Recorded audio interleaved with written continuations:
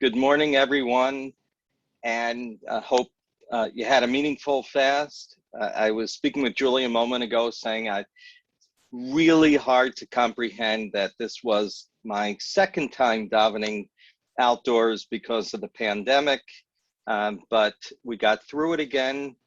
I'd like to think that this will be the last for a while. On the other hand, if for some reason it's not, we know that we can get through it together. And that's, no predictions about the future other than thank God we have each other. I also told Julie, I didn't realize that today, I realize it now, but that today was the day after Yom Kippur. So when I agreed to accept today as my turn in the lineup, I wasn't aware, but I thought, what a nice way to prepare for Yom Kippur by studying Torah, by doing something that is at the heart of really who I am, and clearly those of you diehards who are here are. So let's just get to it. And I'm going to share a screen because you gave me the opportunity to learn with you about something that's always bothered me. And I never really had a chance to do more than just say, well, that's really strange. I just don't agree with it. And what has really been kind of eating at me for all these years is the beginning and the end of the life of Moshe, of Moses. How can we say, or how can we take credibly the idea that Moshe is koved peh, kvad peh, ukvad lashon, that somehow Moshe is ineloquent, right? Literally, it means that he is heavy-mouthed and heavy-tongued.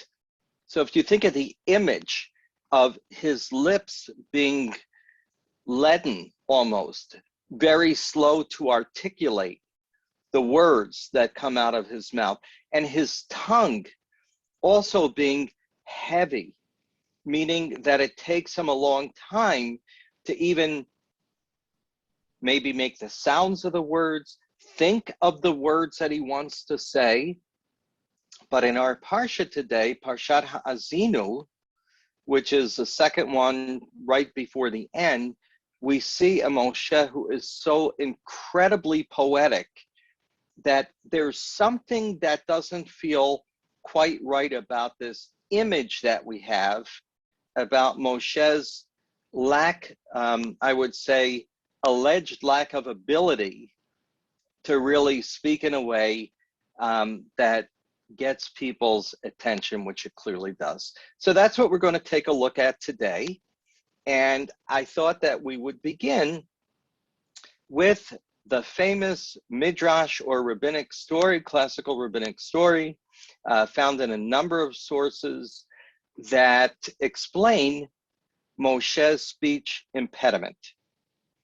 So this is from a midrash on the book of Exodus, and it's Shmot Rabbah. And just quick show of hands, how many of you have heard this wonderful rabbinic legend that Moshe somehow was not able to speak because he had burned his tongue as a child? And it was, okay, right. So I think a lot of you have heard it. And here is the original. So, and I'm just going to summarize it. So imagine the scene. Moshe is now in the palace as an infant of Paro, who will become his arch nemesis. And he's being raised by none other than Paro's daughter, if you can possibly imagine. And Moshe, remember, is not just in the palace of his enemy or future enemy, but he's also surrounded by all of Pharaoh's courtiers, his magicians, his wise men. And in rabbinic literature, these astrologers, and sometimes they're called magicians, sometimes they're called astrologers, but it's Pharaoh's henchmen who have the ability to kind of see dimly into the future, but not precisely. So in this midrash, we have another example of these magicians, these I guess magicians or soothsayers, suggesting that this infant, they have an inkling, but they can't figure out why. And if it's definite, is going to challenge the leadership of Paro. And one of the reasons is that as an infant already, according to this midrash, Moshe had this attraction to the crown on Paro's head. And whenever he would see his grandfather's head, right? This is baby Moses, and the grandfather is Paro. He would reach for the crown, and probably everybody said, oh, it looks so cute on him. He's such an adorable baby. You know, you could just imagine it. But those who were protecting Paro said, no, this is not a good sign, right? What does it mean? He wants to rob you of the kingship. So now picking up in the Midrash, some of these soothsayers said to kill him. Some said, let's burn him. Oh, now this is interesting. Look who happens to be among these soothsayers of Pharaoh. Jethro, the future father-in-law of Moses, is sitting in the court of Pharaoh. And Jethro devises a test, and here's where this famous midrash comes. So let's give baby Moses a choice. And from this test, we're going to divine, right, to discern whether or not he is going to really take over Pharaoh's throne, or whether or not, you know, he's just a little baby, innocent baby, no harm intended. So they bring him a bowl with apparently some piece of gold, a shiny object, and they bring him a hot coal in the other one. You know, this is quite a test for an infant, you know, putting something so dangerous. We have to assume that maybe Jethro clearly wanted to save this infant. Did he know that he was going to be related to him through marriage? Not clear. But while all of the other magicians wanted to slaughter Moshe, and by the way, think about how this foreshadows what Pharaoh did with all of the baby boys, right? While all of them wanted to destroy him, Yitro at least had the intent of giving this innocent baby a chance. Now, Moses couldn't help himself even as a baby, right? He went for the gold, and an angel, Gabriel, gently guided his hand toward the coal. He touched the hot coal, burned his fingers, which he then went to cool with his tongue, and burned his tongue in the act. And that, according to this rabbinic tradition, is why Moses becomes kvad peh ukvad lashon. He develops, you know, some call it an impediment. Some say is, you know, just simply he's inarticulate. So we have a couple interesting things going on. Let's open it up for a few questions. Why do you think that Jethro shows up in this midrash?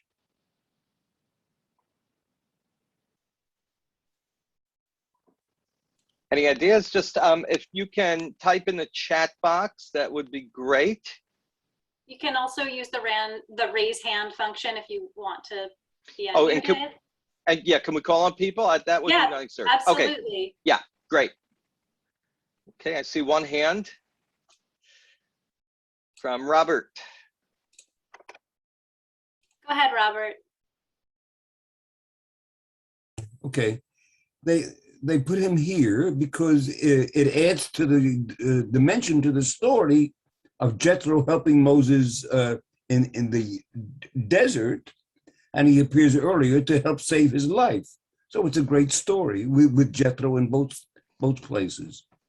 Yeah, great answer. I think it enhances Yetro's reputation as someone who really wants to help his son-in-law or future son-in-law in this case, because there's some ambivalence in the Torah as to whether or not Yetro is really this completely altruistic help, or is just sort of looking out for his daughter, understandably, and has mixed feelings about Moshe.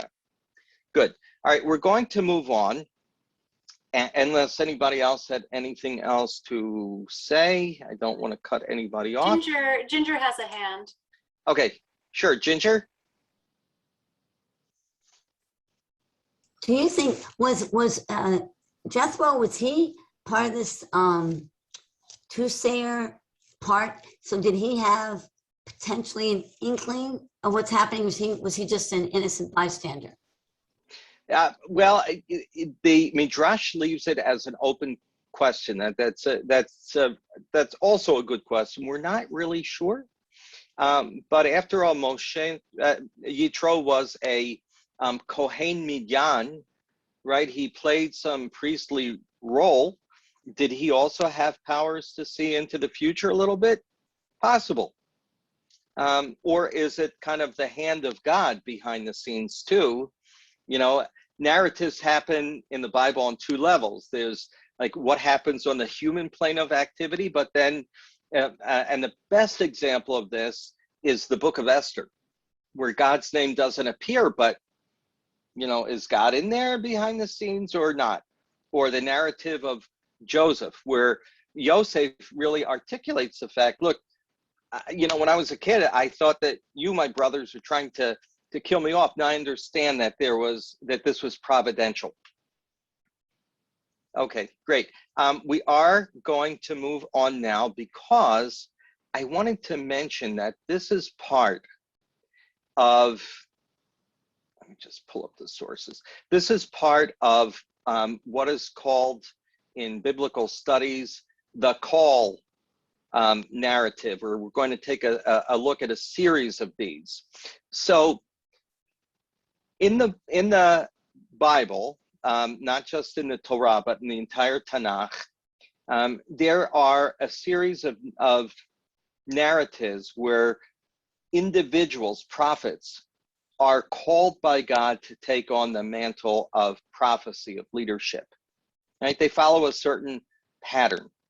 We're going to take a look at several of them just to see, can we learn anything that helps us understand how was Moshe transformed from someone who perceived himself as being kvad peh and kvad lashon, as someone who was just so slow of speech, to what becomes a very eloquent spokesperson. And the eloquence of Moshe really reaches its climax in our Parashat Ha'azinu, and also in the Parsha that we actually don't read on Shabbat, but we read at Simchat Torah v'Zod HaBracha, where Moses leaves a final blessing to all of the tribes.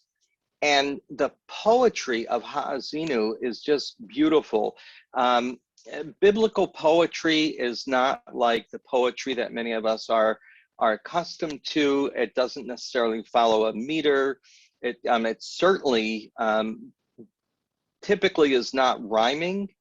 But for those who are interested, I'm sure if you Google biblical poetry, you'll see some highlights about it, and that is biblical poetry. Well, I can actually just read a line from our Parsha. The opening verse, Ha'azinu hashamayim ba'adabera batishma ha'aretz imrei fi. This is a really good example of biblical poetry. Give ear, O heavens, and I shall speak. Let the earth hear the words I utter. So generally, biblical poetry is characterized by repetition, and sometimes it's really saying the same idea in different words, or sometimes it's a variation of the idea. It's very alliterative as well, and it's kind of clipped in a way. They're not very short sentences, but I mean, the poetry is beautiful. If you take a look afterwards at Deuteronomy chapter 32, you'll see it. It's just the evocative.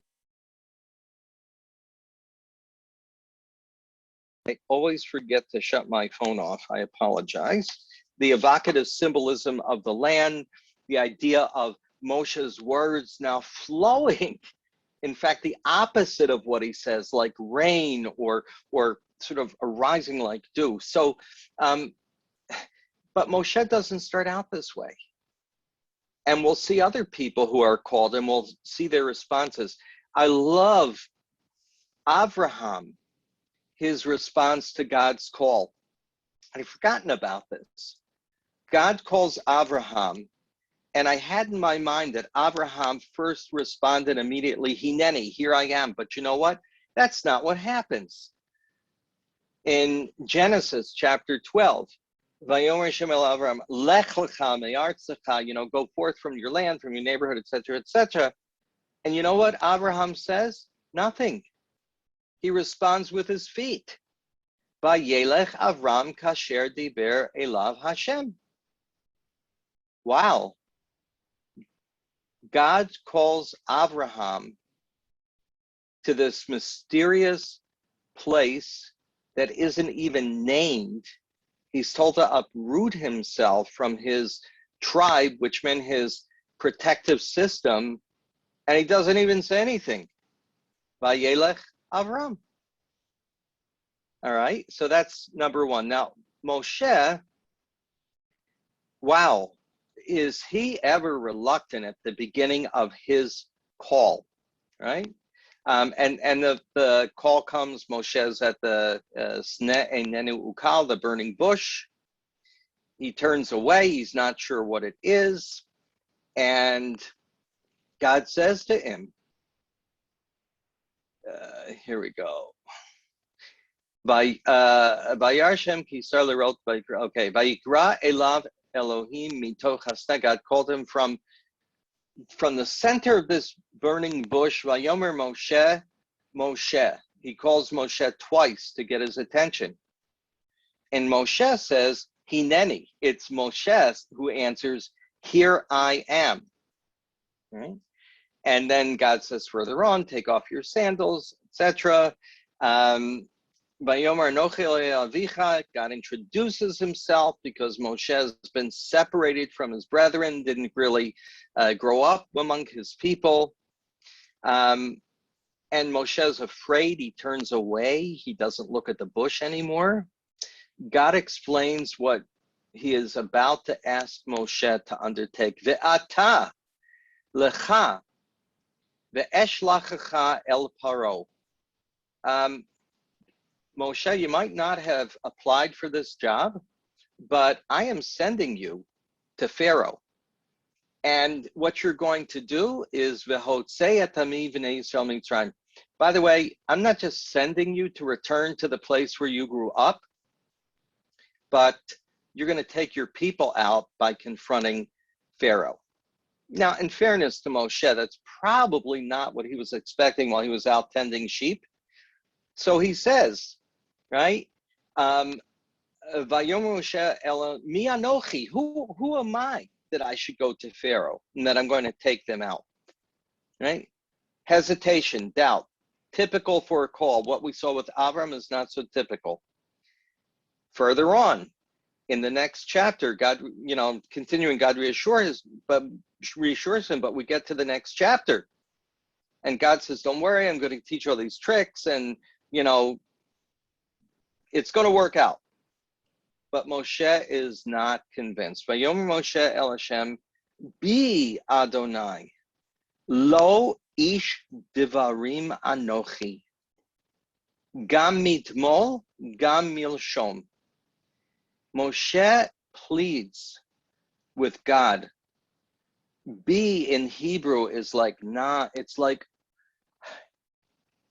even hard to translate. It's not please, it's like I'm begging you is really a better translation, right? With all of my heart, I am not a man of words. I've never been gam miltmol, which means not yesterday, the day before yesterday, and not now. I never have been. I'm never going to be. Gam me'az dabercha el avdecha ki chvad pe uchvad lashon anochi. And this means, and it doesn't really mean slow. I like to translate the word sometimes literally to really get the feel. It means like he's got a weight on his tongue and that his lips are weighted. They are just so heavy, he can't get the words out.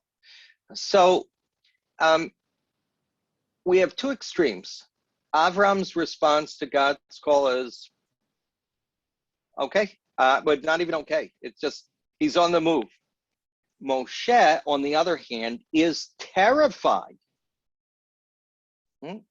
But the reason that he gives is that he doesn't really have the verbal ability to be that kind of leader. It's kind of interesting, isn't it?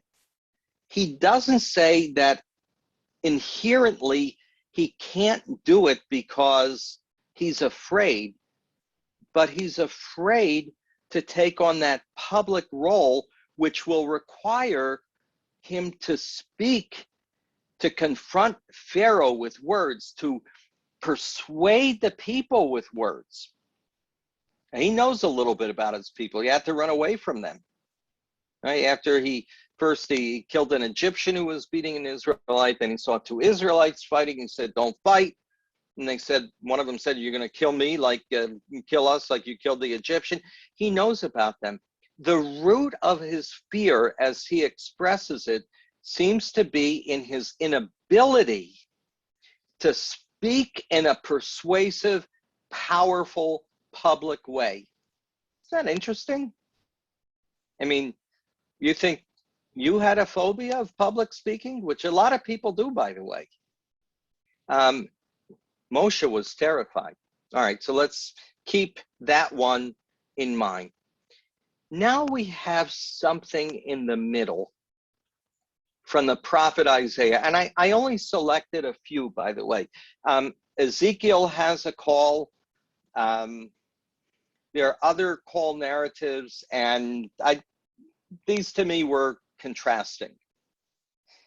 What's also interesting is that we don't hear about Isaiah's, God's call to Isaiah until the 6th chapter of Isaiah. It doesn't come in chapter 1, right?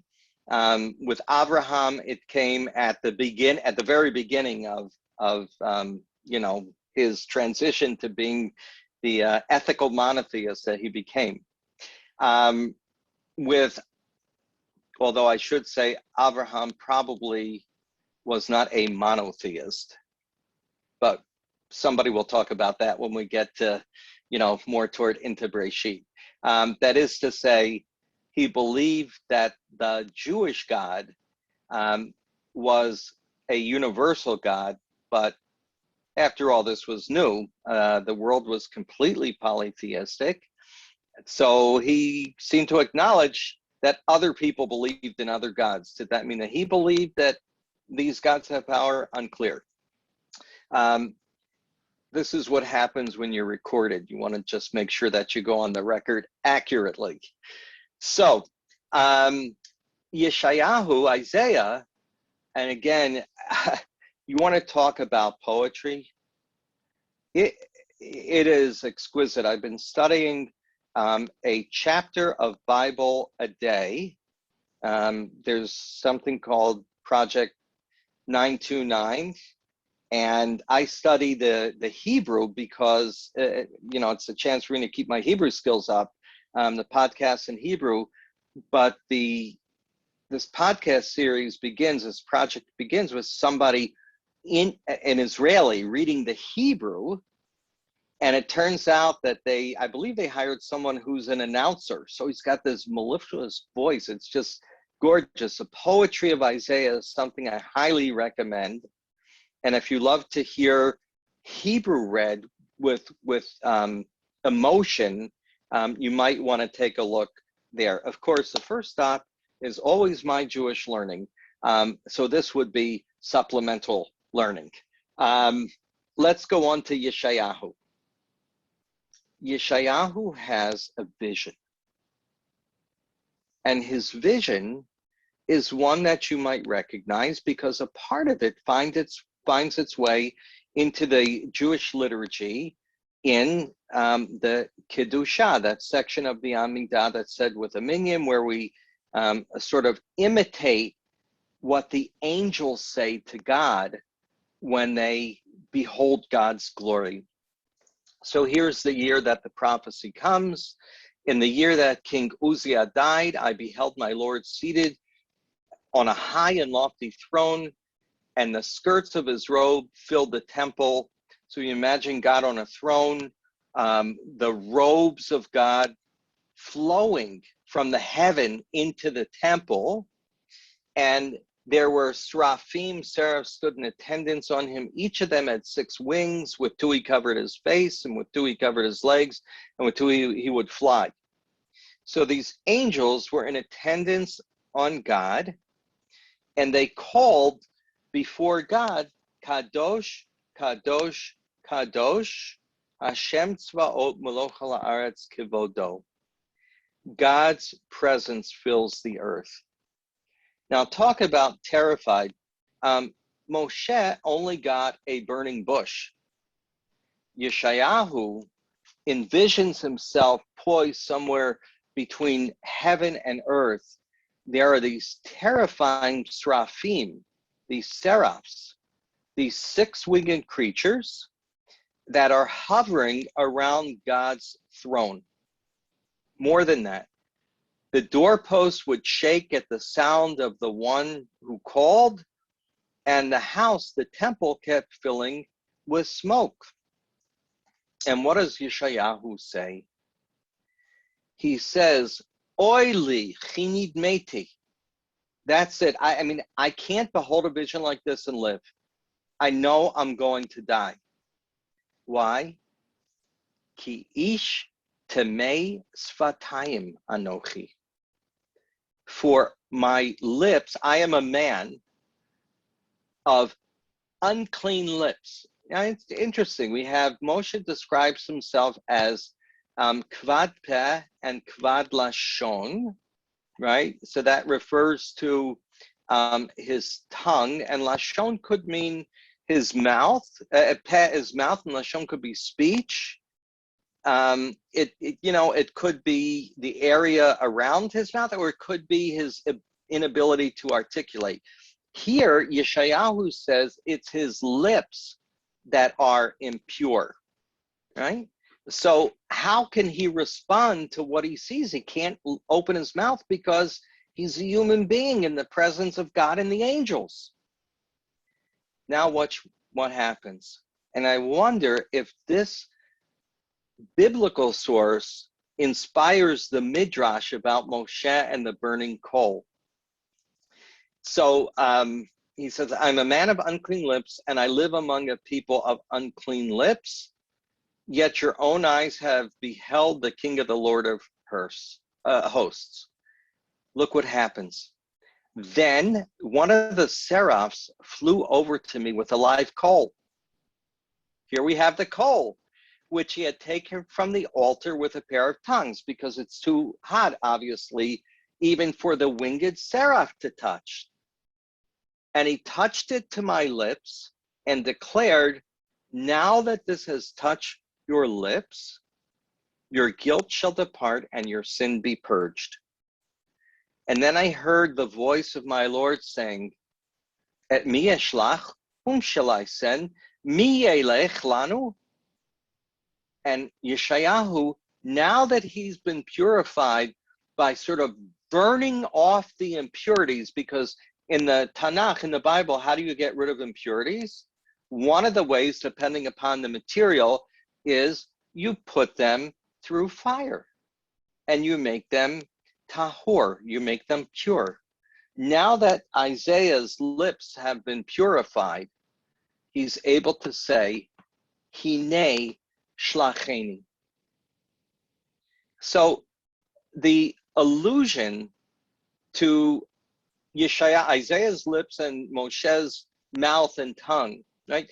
They're not the same. For Moshe, it's because he can't articulate, but for Yeshayahu, it's like, I can't be your messenger when I am a human being who is tameh, who is tamor, who is impure. So purify me, right?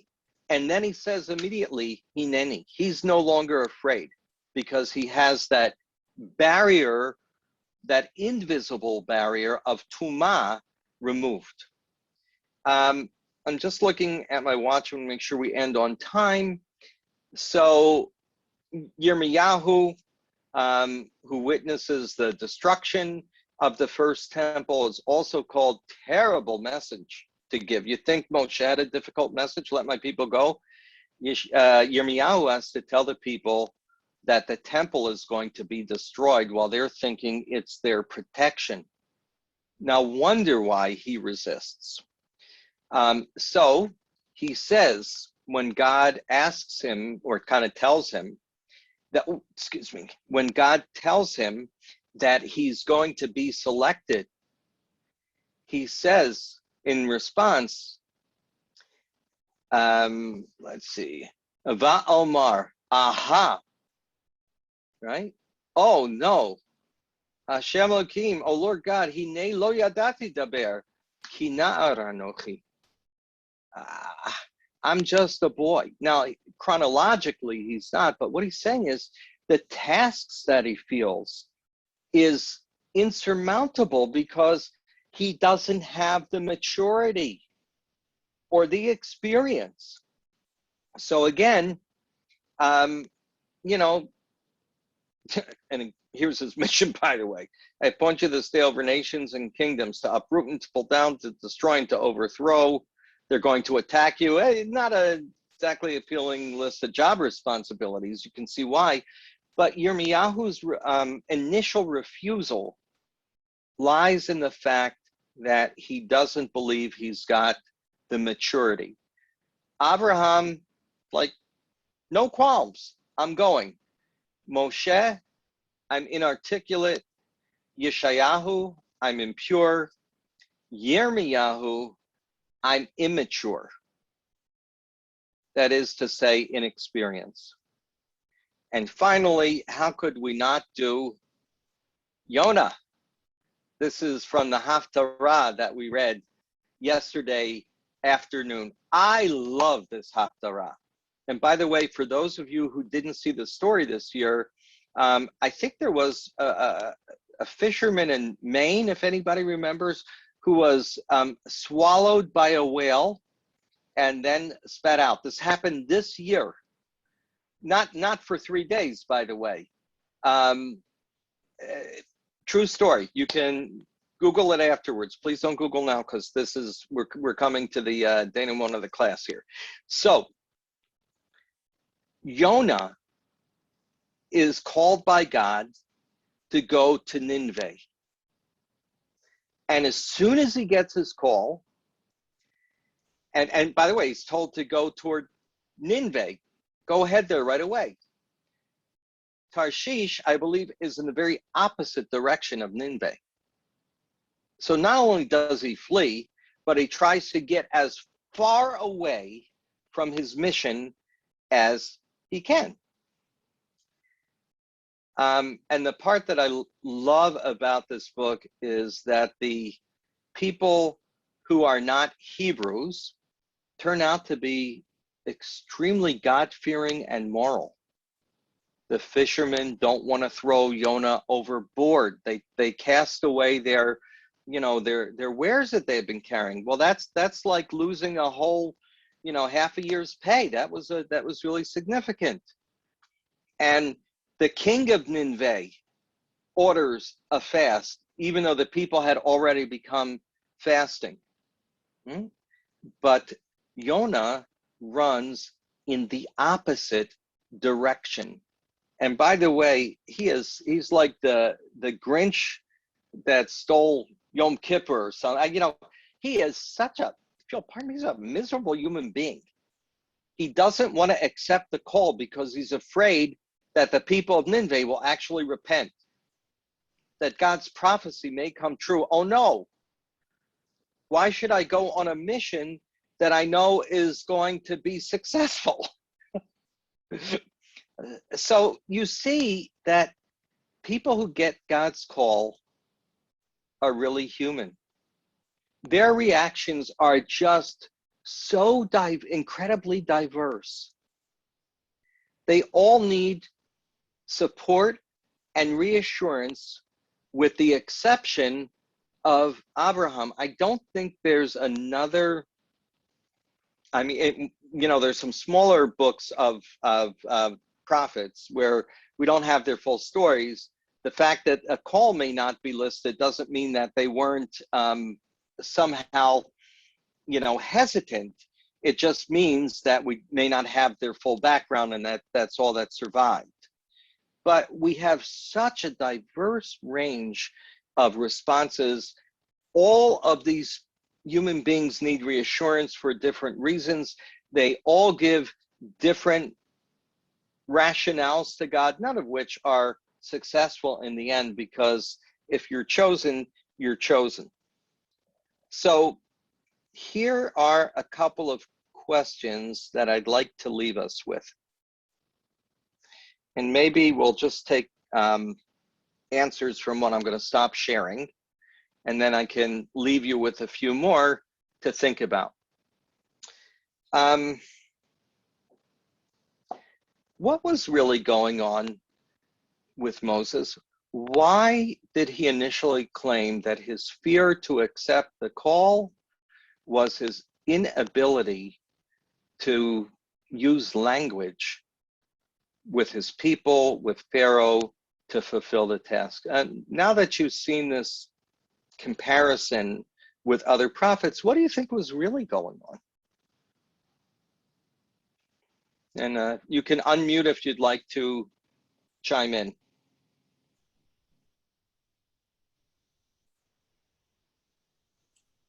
Yeah, just let us know that you want to unmute. You can either use the raise hand function or let us know in the chat. Yvonne put something in the chat. Do we know if this allegation is true with Moses, or he was trying to get away from the mission? Well, again, with the exception of Abraham, it seems like nobody is particularly eager to take on the role that God calls them upon. But it's not clear. That's why I'm raising a question for someone who is poetic at the end of his career. And even when he speaks to God refusing, he's pretty articulate. Like, what's going on here? If he had said, I'm afraid that Pharaoh's going to kill me because I killed someone, that would be more plausible. But he says, I'm afraid because I can't use my faculty of speech.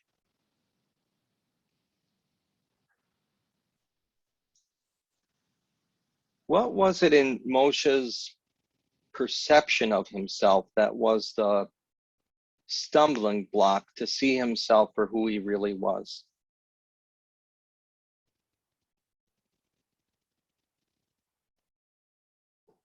Okay, it looks like Noreen wants to add something.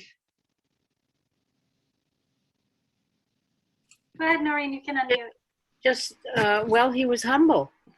And it was quite a daunting task. And, if a bush talks to you, that's questionable. So, there were certain factors there that, prevented him from believing what was going to happen. And like I said, his humility, that he was not up to the task. Thanks for making the connection between the quality of humility, which the Torah speaks about, and his, utter dread of taking on the role. I think that's a really good insight. Someone put in the chat, he felt double allegiance maybe to Egyptians and the Hebrews. So he was conflicted because, in a way he had a dual identity. Excellent. All right, we'll take one more before we send each other off with a Shabbat Shalom and a few good questions. Other Yeah, a couple other things in the chat. So Michael says, did Moses not have enough faith that the promises would come true? You know, plausible, because several times Moshe challenges God's ability to deliver. Excellent. And Gloria says his own insecurity and lack of self-worth. So not to play, I guess, desk psychologist, but remember, Moshe didn't have a very stable family life, right? He was kind of shuttled from, from rags to riches, right? From the Israelites to the palace, and then out back to the desert again, really seeking this very quiet life. Didn't really have a father figure in his life until he met Jethro. So yeah, I mean, that could make a person insecure. Not really sure. I'll now really play the role. Not really sure if he was loved because he didn't really grow up with a mother in the same way that other children did, and was he was always the outsider in the palace. People whispered behind his back. I have to tell you, these are really wonderful insights that I did not consider before. So this is why studying Torah as a group is always so much better than alone. Couple of questions for you to think about. Can we think of a time when we felt called by God to take on a task that was bigger than we believed was possible for us to fulfill?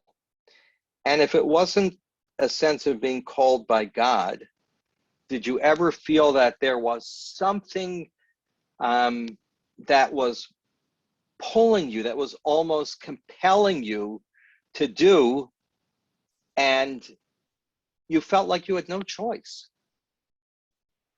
And final question is, can you think of a time when you were a catalyst for someone else to help them see the potential in themselves that they could not see alone?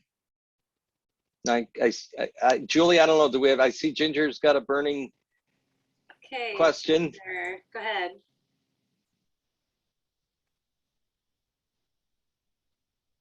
Okay, sorry, I hate to, okay, I'm a little confused.